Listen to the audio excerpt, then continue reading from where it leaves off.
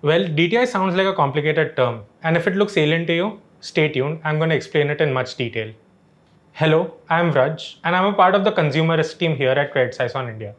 Today, in this video, I'll be answering a few common questions about DTI and why it is so important for lenders. Later in this video, I'll also give you some tips on how to improve your DTI ratio and get better approval chances. So let's get started. DTI or debt to income ratio is another factor that lenders assess before approving loans. This is because depending on your DTI ratio, it gives the lender an idea on how much debt you can support without putting a lot of load on your income. Essentially, the DTI ratio is a calculation that determines how much of your income goes in servicing or paying off the debts that you currently have. If your DTI ratio is low, it is an indication that your income is much higher and you can support much more debt. But if your DTI ratio is too high, it gives the lenders a red signal that in case the economic situation turns upside down, you might not be able to repay your loans on time. So let's assume that your DTI ratio is low and is in the neighborhood of 25%. In such a case, lenders would find your profile to be very suitable for lending. But do not misunderstand, lenders also look at a variety of different factors before making their final decision to lend or not. You can still have a good DTI ratio but not meet the lender's other criteria and end up not getting a loan. Yes, and that is a very valid question. In order to understand the DTI ratio correctly, it is first imperative to understand what debts are involved in DTI calculation and what aren't. There's a very easy way to differentiate between what kinds of debts are counted and not counted for in the DTI ratio. Payments that go towards servicing your debts like your mortgages, home loans, auto loans, credit cards, personal loans, consumer loans, and other widely advertised type of loans are going to be accounted for in your DTI, while your general expenses like your student loan expenses or your tuition fees or your electricity expenses are something which will not be accounted for in DTI. If you're still unsure about what payments are being considered for your DTI ratio computation, you can go and check with your lender or with a credit bureau. I'm guessing that you might have a fair idea about the question, but let me say it anyway.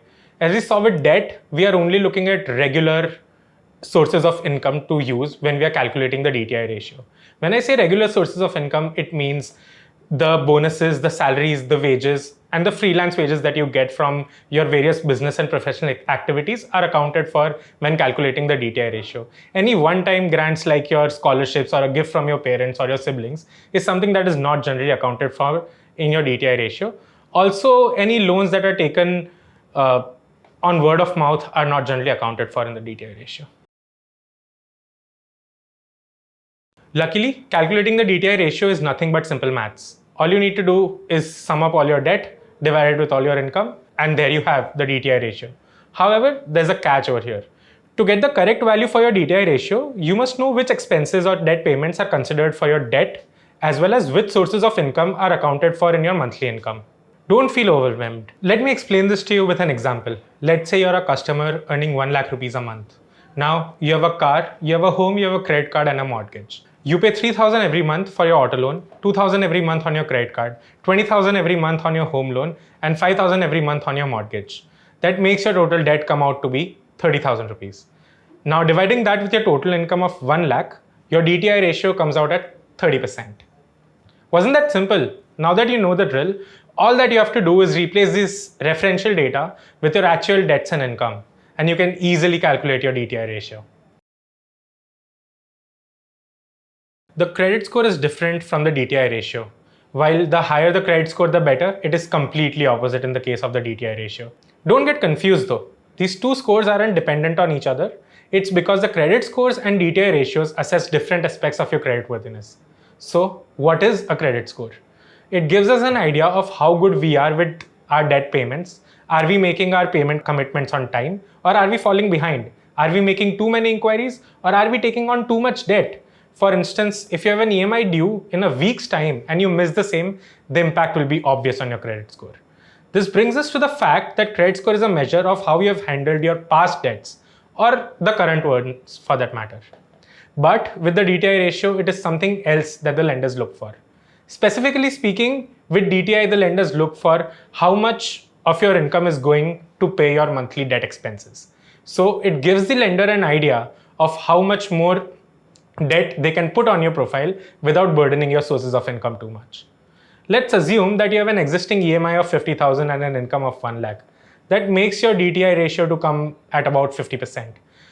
After looking at a 50% DTI ratio, the lender might choose to give you a lower loan amount or not sanction any more loans to you because they might feel it will burden your income a lot more. In this case, with a DTI of 50%, you might be having a very good credit score, paying every EMI on time, not making too many inquiries, and not making those inquiries very frequently. But still, as your DTI ratio is at 50%, the lender might choose not to sanction the loan to you. This is where the difference stands out. That must have made it clear why a good credit score does not mean a good DTI ratio or vice versa. Talking about the ideal number over here, generally about 35% is considered a good DTI ratio. You can still get a loan with a slightly higher ratio. Just remember, the chances of rejection of a loan application becomes higher as your score rises. It is also important to keep in mind that the DTI ratio benchmarks keep changing depending on a lot of external factors. Hence, it is always wise to maintain this ratio as low as possible. You can always go back to refer our blog on the DTI ratio by visiting the Prevo website. You can find the link to the same in the description below. As I talked about earlier, the DTI ratio offers lender an insight into borrower's income and debt balance.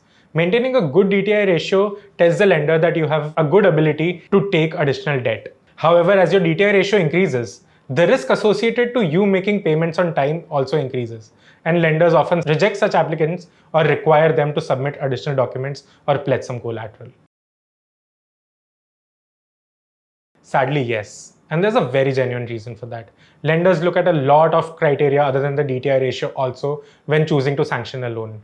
You might have a very, very good DTI ratio, but it might be poor on some of the other criteria that the lender is looking for. However, maintaining a good DTI ratio is imperative in making sure that your chances of approval are decent and that you can work on your credit criteria in the future. So yes, if the other factors aren't in level or not satisfactory, there are chances that the loan application will be rejected. Thankfully, there are a few things which you can do to improve your DTI ratio. While there are no quick fixes, you can eventually lower your DTI. The first thing you can do here is increase the amount of money you pay to your lenders every month in order to decrease the outstanding balance that you have on your loans. This will reflect in a lot less debt burden in the future and help bring your DTI ratio down.